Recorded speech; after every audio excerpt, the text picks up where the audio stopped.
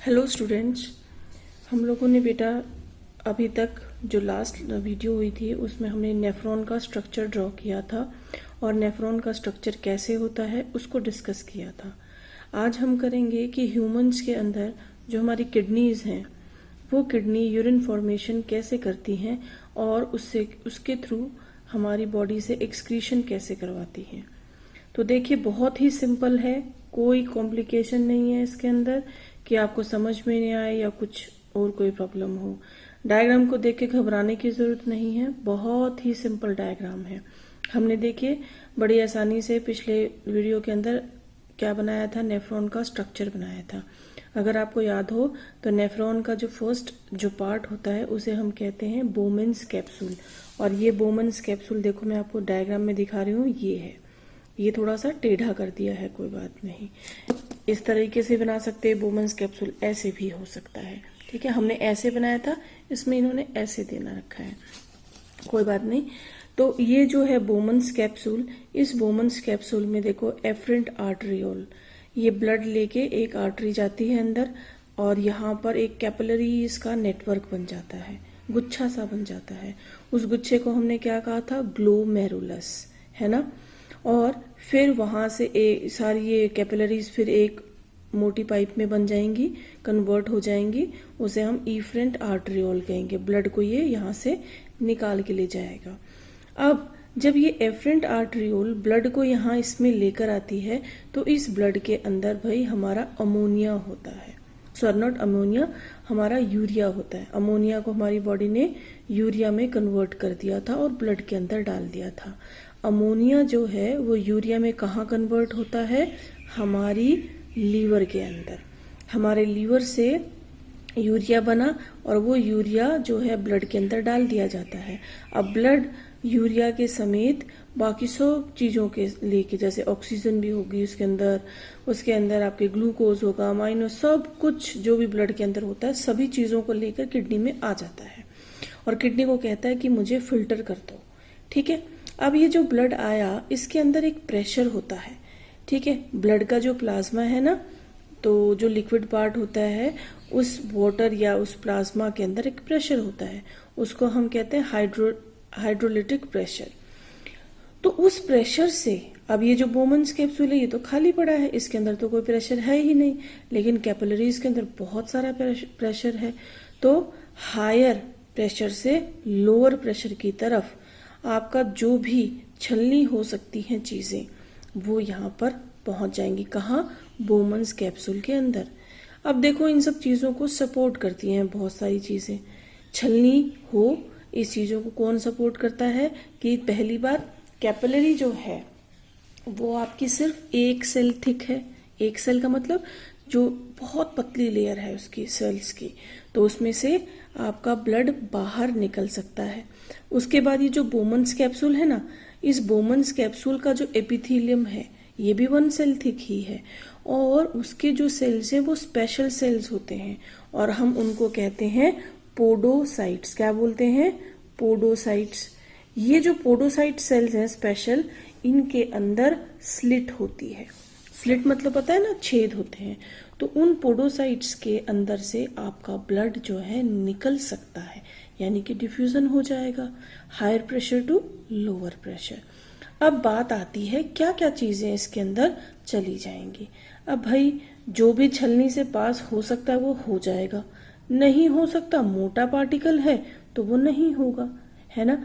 जैसे हम चाय छानते हैं ना, तो चाय तो बाहर निकल आती है, फिल्टर हो जाती है, लेकिन चाय पत्ती जो है वो आपकी छलनी के अंदर ही रह जाती है।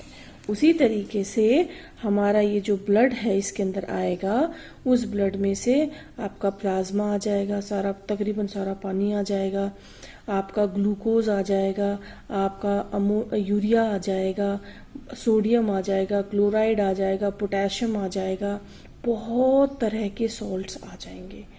यानी कि जब छलनी हो रही है ना तो हमारी किडनी ये नहीं देख पाई कि भाई कोई जरूरत का सामान तो नहीं जा रहा बाहर, और यही गलती ब्लड को रियलाइज हो जाती है कि भाई मैंने तो अपना ग्लूकोज भी इसके अंदर दे दिया, ये तो अब क्या करेगा, इस तरीके से जाके और बॉडी से बाहर निकलवा देगा सारा ग्लूकोज।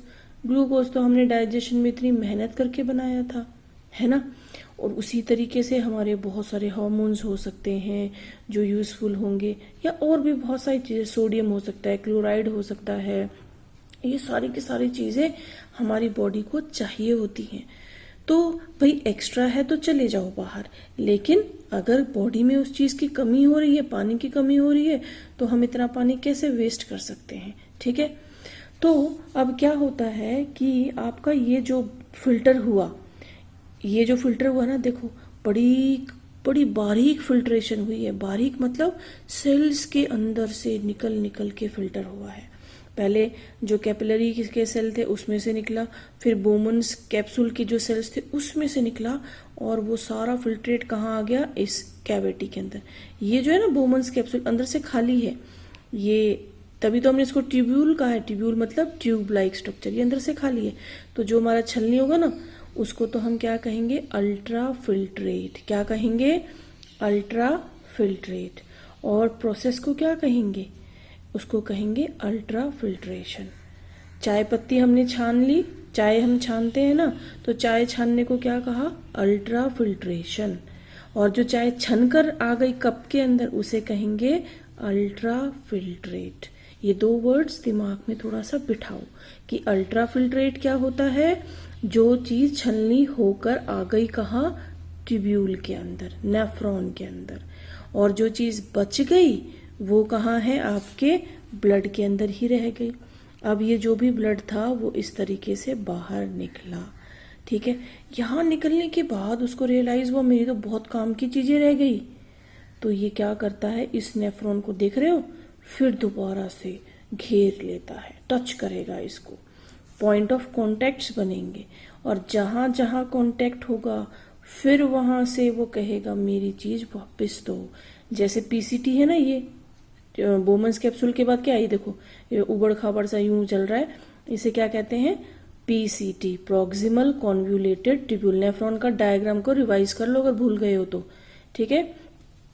तो ये आप बना चुके हो कॉपी में, तो और अगर नहीं बनाया पहले पिछला काम करो, फिर वीडियो समझ में आएगी, अदरवाइज ये नहीं आएगा समझ में, ठीक है। तो अब ये जो ब्लड है, ये पीसीटी के चारों तरफ ब्लड की कैपिलरीज फिर दोबारा एक नेटवर्क बना देंगे, इनको कहेंगे पेरी ट्यूबुलर कैपिलरीज। और ये पीसीटी को बोलेगा, यानी कि प्रॉक्सिमल कन्वोल्यूटेड ट्यूब्यूल को बोलेगा, अरे भाई तुम ये जो ग्लूकोज लेके जा रहे हो ना, ये तो बॉडी में जरूरत है, ये वापस कर दो। तो ये जो ट्यूब्यूल है, यहाँ से चीजें जो है वापस ब्लड में चली जाएंगी, ठीक है। कहाँ जाए, ब्लड कैसे जाएगी, ये कैपिलरी दोबारा से जैसे निकला था यहाँ से, फिर वापस इसको एब्जॉर्ब कर लेगा ये, ठीक है। और पीसीटी अलाउ करता है, ये जो पीसीटी है, लूप ऑफ हेनली है, और डीसीटी डिस्टिल कॉन्वोल्यूटेड ट्यूब्यूल है, इनके स्पेशल सेल्स होते हैं। इनको जिम्मेवारी दी जाती है कि जब तुमसे कोई ग्लूकोज को मांगे तो उसको डिफ्यूजन करवा देना, मना मत करना, ठीक है। तो पीसीटी ने दे दिया। अब वो कहता है, ये ब्लड कहेगा कि यार भाई मेरे पास तो सारी चीजें आ गई, लेकिन बॉडी में पानी की कमी हो गई है। और पानी की कमी पानी कहाँ होता है बॉडी में, ब्लड के अंदर, प्लाज्मा के अंदर। यानी कि ब्लड आपका गाढ़ा हो गया है, थिक हो गया है। आपका ब्लड जब थिक होता है ना, तो बॉडी में ब्लड प्रेशर लो हो जाता है। तो ब्लड प्रेशर को ठीक करने के लिए क्या करना पड़ेगा, यहाँ से बहुत पानी जा रहा है वापस, ये फिर दोबारा और बढ़िया सा जाल बनाएगा। इस जाल को कहते हैं, ये जाल किसका है, ब्लड वेसल्स का, कैपिलरीज का। इसको कहते हैं वासा रेक्टा। क्या कहते हैं, वासा रेक्टा। तो ये जो लूप ऑफ हेनली है ना, इसमें तकरीबन ज्यादा काम क्या होता है, पानी को रीएब्सॉर्ब किया जाता है।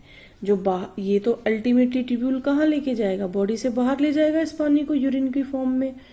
लेकिन हमने इसी अल्ट्रा फिल्ट्रेट से, अल्ट्रा फिल्ट्रेट क्या था, जो यहाँ से छलनी होकर यहाँ से बह रहा था, इसमें से हमने अपना पानी वापस ले लिया, ठीक है। तो लूप ऑफ हेनली क्या करता है, लूप ऑफ हेनली का मेन काम है कि पानी को रीएब्सॉर्ब करवाना। जितना जरूरत है बॉडी के अंदर पानी, उस पानी को वापस ब्लड के अंदर डाल देना, ठीक है।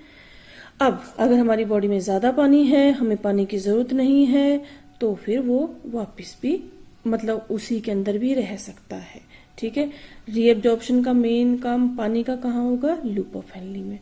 अब भाई आ गई डीसीटी, तो ये जो डीसीटी क्या है, लूप ऑफ हेनली के बाद ये जो उबड़ खाबड़ सा कॉन्वुलेटेड सा पोर्शन है, इसको कहते हैं डिस्टिल कॉन्वुलेटेड ट्यूब्यूल। तो डीसीटी में अब जब ये अल्ट्राफिल्ट्रेट, देखो अल्ट्राफिल्ट्रेट कैसे आता है, यहां से ऐसे ये आ रहा है, और रास्ते में से जो जो इससे चीजें मांगी गई बेचारे ने वो दोबारा से वापस ब्लड के अंदर डाल दी। ठीक है, अब डीसीटी आ गया। तो डीसीटी जो है फाइनल जगह होती है कि भाई अब तो यूरिन बन ही जाएगा, बॉडी से ये बाहर ही चला जाएगा। तो देख लो क्या चीज की जरूरत है बॉडी में, तो ये लास्ट जगह होती है। तो यहाँ पे यूजुअली सोडियम वगैरह आपके रीएब्जॉर्ब होते हैं।